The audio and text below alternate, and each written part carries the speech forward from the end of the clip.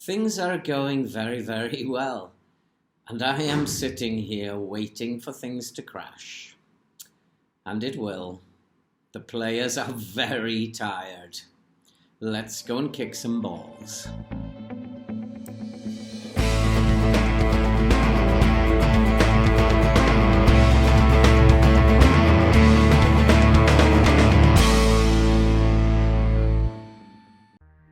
Hello and welcome back to the Liberty Stadium, Swansea. And before we start, a special thank to subscriber Techno, who watches this at work and never fails to like and leave a comment. Many thanks to you for supporting the channel. And if you are new to the channel, why not subscribe, watch, like and comment. Help the channel to grow and help us to support the very worthwhile cause you can see scrolling above.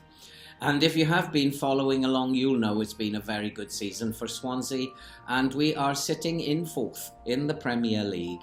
And we have just been through a transfer window, and there was a little bit of activity in that transfer window, and we spent the money that we were given very generously by the board. And so let's have a look quickly at what's happened in the winter transfer window. And we have brought in 5 players. We brought in Jean-Oud Aholu as a defensive midfielder. He's not the greatest player in the world, but he looks to me like he'll be able to do a job either in central midfield and probably be a very good rotation player to give some of the main team a bit of a break sometimes. So we brought him in for 2 million from AS Monaco. And then Filip Stankovic, a goalkeeper, who we brought in from Inter Milan. Young lad, 20 years old, who's got a great deal of potential and could go on to become a star of this team. He's got 5-star potential and is an absolutely fantastic prospect. His aerial reach is not good, and we're going to have to work on that or work around that. And we brought him in for £4.5 million, playing as a backup at the moment. And then we brought in Fodo Ballatore. I had a lot of high hopes for him. And he looks to be like a very decent fullback. He's got lots of pace. He can cross the ball. He's got decent dribbling. And he's got fairly good mentals. And so I've got hopes for this guy to become a first team left back, and something we won't have to worry about then for a while. We brought him in for 3 million from Fiorentino. And then Gustavo Scarpa, who I've been looking at for a little while. We needed an advanced playmaker in midfield, and this guy seems to fit the bill. He looks to me like he's a very decent player in terms of mentals, and a very technical player. Good set-piece taker as well, which is awesome. But his physicals are not great. But I just want him to stand there passing the ball around, basically. And he does seem to have good passing and vision. Can also play as a left-back if absolutely necessary. Brought him in on a free transfer, which was awesome. And then Dabila, who I think was a little bit of a panic buy at the end of the season. I just wanted some cover at central defender and defensive midfield in the event of injury. He didn't cost an arm and a leg, and I can't see that he's going to be ever a first-team player, but he was brought in for 425k just as like emergency cover. Players who have gone out, Jamie Patterson was the first to leave. He went to Austin for 1.3 million. Finally, we've managed to sell him. Ben Lloyd went out to Portsmouth on loan. Nathaniel Ogbeta, another one, finally left the dressing room. He's gone out to Wigan on loan. Carell Wilson, a young lad, he's gone to Kings Lynn to get some game time. And the big news, Mendy, who we brought in the summer. He's been an absolute nightmare for us. He looked like he was a good signing for us at the time, but he's never performed, and he's never been in the team. as a result, and I just felt we needed to sell him. We brought in other players who can play in that position, and it was time for Mendy to leave. And sadly, we're going to have to take that line. If you don't perform in the team, you're going to be on the way out. We sold him for 4.4 million to Panathinaikos. And on the pitch, what's been happening since you were away? There has been an awful lot happening since you were away. You saw us beating Bristol City by 2-0. And it was a game that... Then we took on Everton, and Everton totally dominated us. Despite the recent tutorial that I did on the tactic and used Everton to demonstrate how good what we do in the tactic, Everton took us apart. We had no answer for Calvert-Lewin. My defence didn't play very well on the day, and after Dele Alli made it 2-0 on 78 minutes, it was game over. We were not in that game at all, despite trying all sorts of things. We then had a very fortunate game against Sheffield Wednesday in the FA Cup, coming back from 2 goals down to draw 2-2, and we scraped through on penalties. And then against Manchester City in the Carabao Cup, a very interesting thing. As you can see, Manchester City were allowed to make 5 substitutions, but when I tried to make more than 3, I was told I wasn't allowed. But despite that, Manchester City dominated and we lost by 3-1. And at this point, I thought things were starting to come apart. Leeds came to the Liberty Stadium and also gave us a very tough game. They are a very good team, Leeds. But we did take the game to them. We didn't play in a defensive fashion. And it was a very even encounter. And it could have gone either way, this game. But it was Leeds who started to dominate the game very early on. Although we gave as good as we got and we hit the bar, and we should have somehow put that in, but unfortunately we didn't take our chances. We are very weak up top, and we are certainly not good enough up front. But I think that my priority in the summer transfer window has to be getting 2 strikers in. It was Leeds who took the lead in this game just before half-time. But we are determined. We are a very determined team. And when Pirro won the ball back, we started to show that we can play this game. And Matt Grimes, showing what an absolute star he is for Swansea, with a pile driver into the top corner. And we were back in the game. And the game could have gone either way. Both teams created chances. And it was a very, very end-to-end game. I've started to play a little bit more positive. The board were getting very disappointed, shall we say, that we weren't attacking enough. Delap had a chance which grazed the top of the crossbar. But it just went on to finish 1-1. But we recovered well. And against Fulham, we had a very, very nice victory against Fulham. We totally dominated this game, and for once we were getting shots on target, even though Grimes couldn't put that away. But Fulham were never really in this game, and we did finally score the first goal when Nietzschem, with one of his daisy cutters, which he's becoming very well known for, he found the corner. And it was 1-0. And then it was Rhys Williams heading at the back post who made it 2-0. And that was a really comfortable victory. And Watford the same, playing much more positive against Watford. We took the lead when Delap turned and struck a beautiful goal from just outside the penalty area on 33 minutes. And we never looked back from that. And when Samir was sent off for a second bookable offence, we piled on the pressure and we took Watford apart after that. and went on to win very, very comfortably. And Lavery was put through. He skipped around his defender and found the bottom corner to make it 2-0. With 62 minutes gone, it was game over. We were never going to be defeated from this point.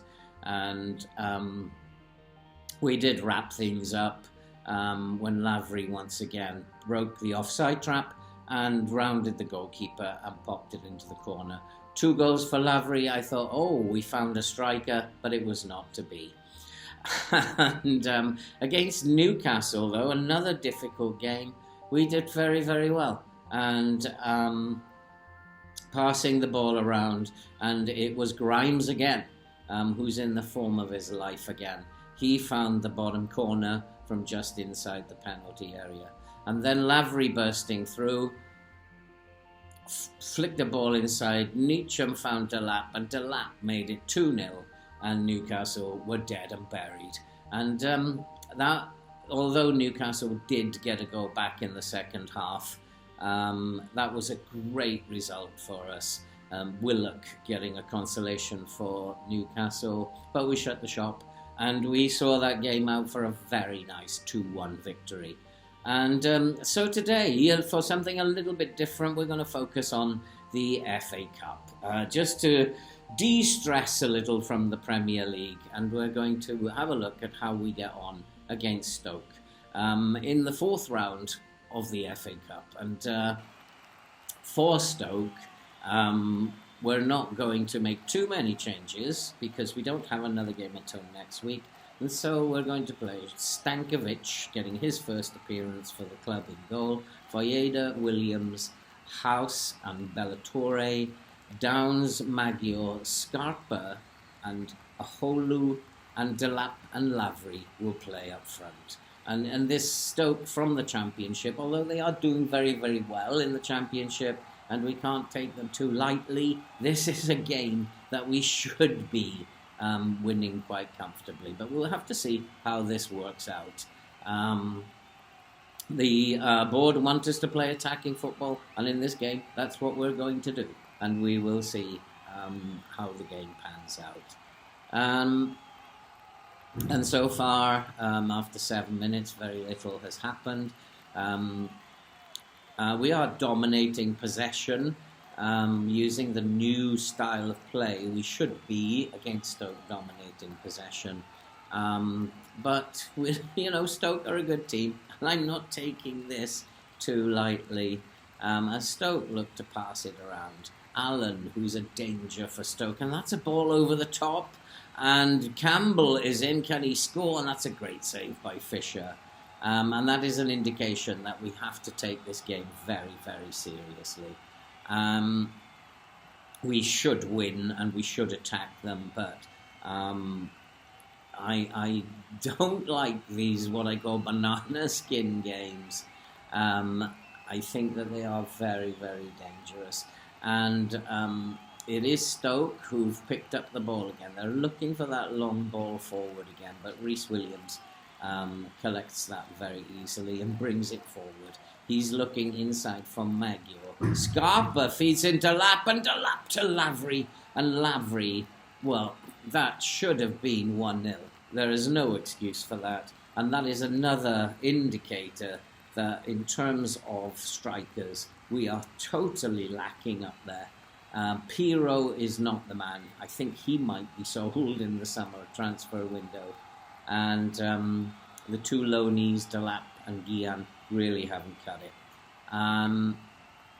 Lavery, I think, could stay on as a squad player, but I really have to find a striker in the summer, a really good 20-goal a season striker. But Swansea are playing it out of back, and here's Voiveda.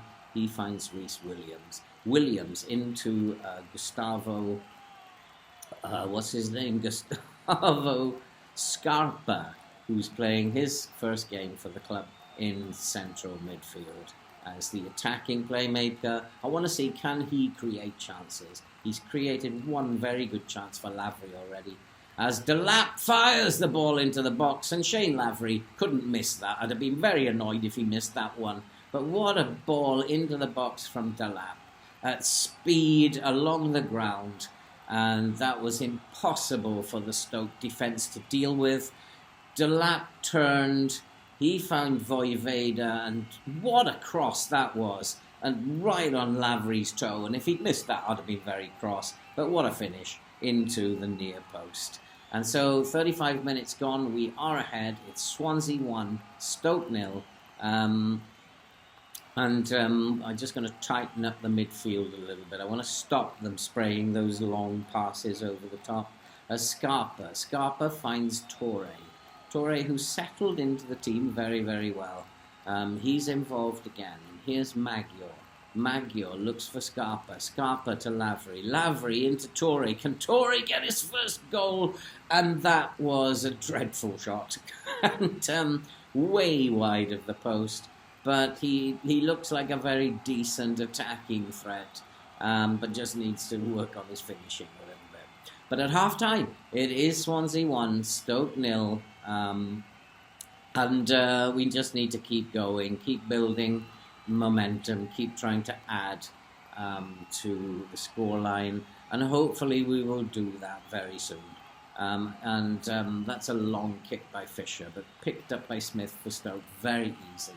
And he brings the ball forward. And here comes Stoke. And one of the things that I have noticed about this team is we do give a lot of goals away just after half-time. And there's another one. And I wonder, is that something about my team talk? Although we are checking for offside and it has been disallowed. We do give a lot of goals away, and I wonder if I need to be telling them at half-time that I don't want to see any complacency. It was very close, but it looked just marginally offside. I don't know, we've got away with one there, and we do need to, and I'm just going to tell them to focus a little bit more, because that was not acceptable. Another goal after half-time would be absolutely disastrous. But here is Scarpa with the corner, and that's fired in, and that's a good defensive header by Stoke. And Rhys Williams, well, he ambles along to collect the ball. You could show a little bit more passion there. Here's Downs. Downs looks for Magyar into Delap. Delap is through, but he's forced wide. Flicks the ball in, and Scarpa coming into the box from attacking midfield. He has got his first goal for the club. Nice play, I think, by Delap to set him up. Downs controlling the midfield as usual. Magyar fed into Delap. Delap didn't panic. He looked behind him, and Scarpa was there on hand to bury it and make it 2-0. And hopefully now that should be game over.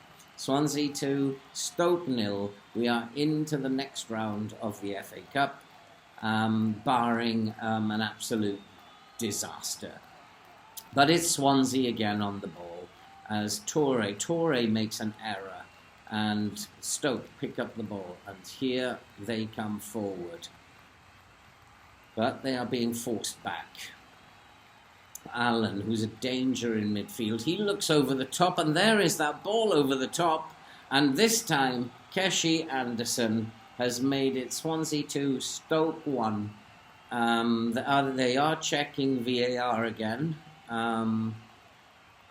but no, this time it has been awarded. This ball over the top is a problem, and unfortunately Vojvoda was half asleep there and just did not see that coming. And as I said, this game was over, barring a disaster. Is there a disaster about to happen? I think, FM, you shouldn't actually say things like that during the game, because something bad is probably going to happen. But we are going to just shut things down now.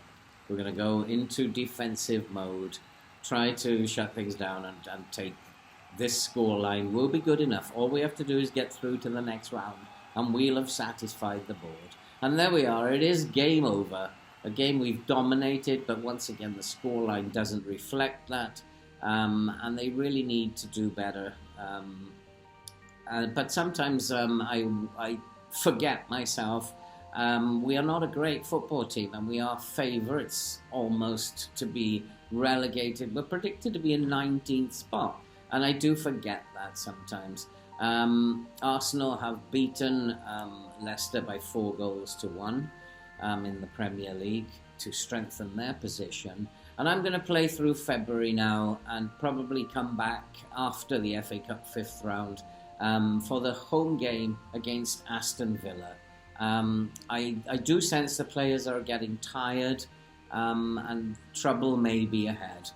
So we'll see where we are in the Premier League come the beginning of March. Hopefully not too disastrous, but I do think there is something bad about to happen. It's been too easy so far.